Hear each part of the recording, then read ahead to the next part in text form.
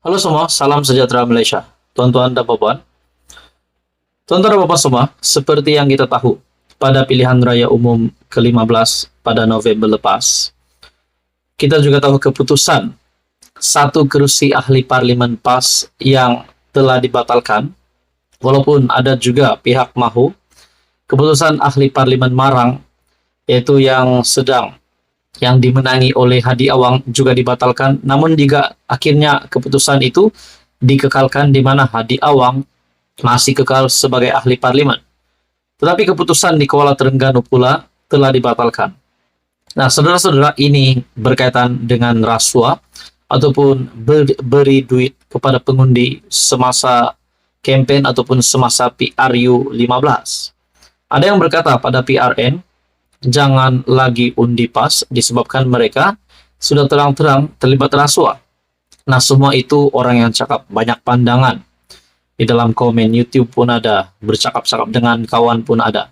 Hari ini, saudara-saudara, dalam sebuah video yang saya ada post sebelum ini, terdapat satu komen yang amat mengejutkan dan menarik minat saya untuk dikongsikan kepada Anda semua. Komen ini, dalam satu video saya, berkaitan dengan PAS hilang satu kerusi MP. Hari ini, persoalannya, PAS hilang satu kerusi MP disebabkan kerusi MP ini, menurut Syahbudin.com, saya ada membaca di dalam artikel Syahbudin.com, satu MP ini, MP PAS akan dikosongkan untuk diberikan kepada Mahathir. Nah, setelah saya membuat ulasan tentang video itu, saya telah mendapat beberapa komen. Komen yang pertama, banyak lagi yang akan gugur kes rasuah beli undi. Nah, adakah ini dinyatakan kepada parti PAS oleh salah satu viewers di dalam channel ini ataupun subscriber yang telah membuat komen ini? Banyak lagi yang akan gugur kes rasuah beli undi. Nah, saudara-saudara, persoalannya, siapakah yang akan gugur? Adakah kepimpinan dari PAS? Berkaitan dengan kes rasuah, disebabkan di Kuala Terengganu pun sudah dibuktikan, di mana ahli parlimen PAS kemenangan itu telah dibatalkan di Terengganu. Dan komen yang kedua, tuan-tuan dan puan, ini saya rasa kepada Mahathir, sebab di dalam konten ini ada menyebut nama Mahathir. Komen yang kedua ini menyatakan, dah cukup umur, berehatlah. Adakah di sini Tun Mahathir yang masih kita dapat lihat mahu kekal di dalam kancah politik Malaysia yang semakin hari semakin hangat? Persoalannya, masihkah Mahathir relevan pada hari ini? Masihkah Mahathir mampu untuk melawan kepimpinan yang ada hari ini? Bukankah terdapat komen sebelum ini menyatakan Tun Mahathir sepatutnya fokus sahaja menjadi negarawan untuk membangun Malaysia dari pelbagai sudut akademik, ekonomi, dan sebagainya. Bukannya melawan kepimpinan Datuk Seri Anwar Ibrahim. Tetapi kita juga tahu, Tun Mahathir dan Datuk Seri Anwar Ibrahim akan berhadapan di mahkamah. Nah, saudara-saudara, tuan-tuan dan puan, dalam komen ini banyak lagi yang akan gugur. Adakah calon yang sudah diantar PAS akan gugur, yang akan bertanding di setiap DUN pada pilihan raya negeri?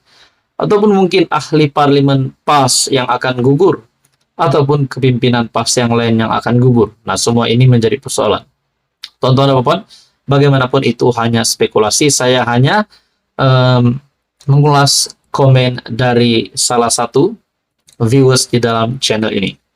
Tuan-tuan dan puan, teruskan bersama di dalam channel ini. Untuk info yang seterusnya, mohon bantu channel ini dengan menekan butang like, share, dan subscribe. Halo semua, salam sejahtera Malaysia. Tuan-tuan dan puan, tiba-tiba saja hari ini disahkan Peja ataupun Faizal Azumu telah berdepan dengan satu masalah besar. Masalah besar ini, akhirnya Peja pula mengeluarkan saman disebabkan nama beliau telah, ataupun reputasi beliau telah dikotorkan melalui sebuah artikel di mana tiba-tiba nama Peja terlibat dengan gangguan seksual wanita. Wow. Saudara-saudara, kita menunggu apa respon dari Peja sendiri berkaitan dengan perkara yang amat serius ini. Dalam sebuah artikel dari Malaysia Kini, Peja Nafi terlibat gangguan seksual wanita, bakal filekan saman. Ahmad Faizal Azumu hari ini membuat laporan polis ke atas seorang wanita yang didakwa melemparkan fitnah terhadap timbalan Presiden Bersatu itu. Pada masa yang sama, dia juga menafikan tuduhan yang dibuat oleh wanita terbabit. Saudara-saudara, andai saja perkara ini benar, andai saja, adakah ini akan menjejaskan reputasi Bersatu dan Perikatan Nasional yang bakal bertanding pada pilihan raya 6 negeri pada 12 Ogos? Adakah Peja akan dipecat? Adakah Peja akan disiasat dan sebagainya? Tapi pada akhirnya Peja sendiri membuat pengakuan menafikan perkara ini. Menurut artikel ini, saya akan buat laporan polis dan akan saman wanita tersebut kerana membuat fitnah terhadap saya, katanya.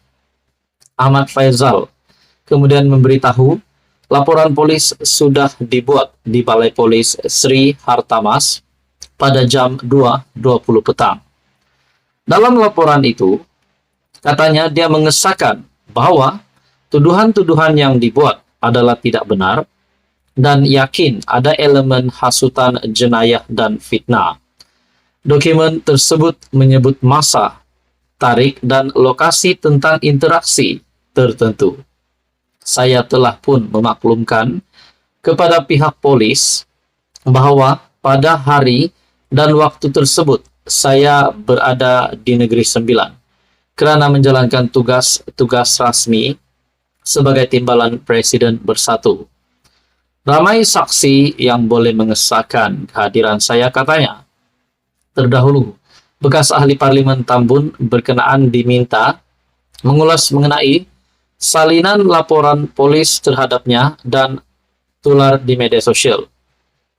Difahamkan laporan tersebut dibuat di Balai Polis Sri Hartamas, Kuala Lumpur pada 24 Julai. Dalam laporan tersebut, wanita berusia 37 tahun itu mendakwa dia diganggu seorang lelaki bernama Ahmad Faizal Azumu yang mengeluarkan kata-kata seksis terhadapnya. Kejadian didakwa berlaku di Plaza Damas, Kuala Lumpur. Sementara itu, ketika dihubungi Malaysia Kini, Ketua Polis Daerah Brickfields, Amihizam Abdul Syukur, ketika dihubungi mengesahkan bahwa memang ada laporan polis tersebut dibuat. Nah, persoalannya, kenapa tiba-tiba ada wanita yang tampil membuat laporan polis? Kononnya, Peja ataupun Faizal Azumu mengeluarkan kata-kata seksis, di mana ini kita boleh anggap sebagai gangguan seksual. Tapi pada akhirnya Faizal Azumu ataupun Peja sendiri menafikan perkara ini. Tuan-tuan dan puan, teruskan bersama di dalam channel ini untuk info yang seterusnya. Mohon bantu channel ini dengan menekan butang like, share, dan subscribe. Halo semua, salam sejahtera Malaysia. Selamat datang ke channel Fails Lifestyle.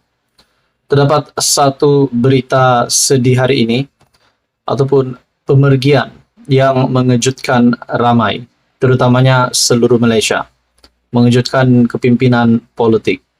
Dan sudah pasti, ramai rakyat Malaysia yang turut berduka cita dengan pemergiannya satu lagi insan yang paling kita tidak akan lupa.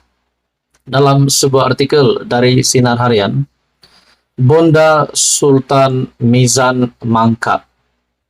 Berita sepenuhnya, Bonda Sultan Terengganu, Tengku Besar Terengganu Fatimah, alias Sharifah Nong Al-Sagof Abdillah, mangkat di Kuala Lumpur pada jam 3.17 pada Kamis.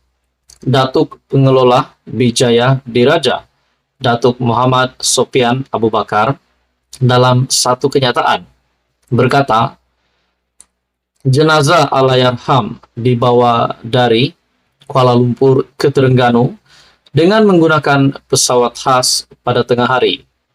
Beliau berkata, jenazah Allahyarham akan dibawa ke Istana Al-Muktafi Bilasha, Ladang, Kuala Terengganu. untuk penghormatan terakhir dan urusan pengebumian. Jenazah Allahyarham akan dimakamkan di makam Diraja Masjid Al-Muktafi Bilasha, Ladang sekitar jam 4 petang. Menurut Muhammad Sopyan, Tuanku Mizan Zainal Abidin memperkenankan tempo berkabung selama 5 hari bermula Kamis. Majlis tahlil akan diadakan selama 5 malam berturut-turut di Balai Islam Istana Syarqiyah mulai malam ini. Artikel ini pada 3 Agustus. Bagi saya ini satu pemergian yang pasti mengejutkan ramai, terutamanya kepimpinan politik di Malaysia dan juga kepada rakyat Malaysia. Salam takziah kita ucapkan. Tuan-tuan dan puan, teruskan bersama di dalam channel ini untuk info yang seterusnya.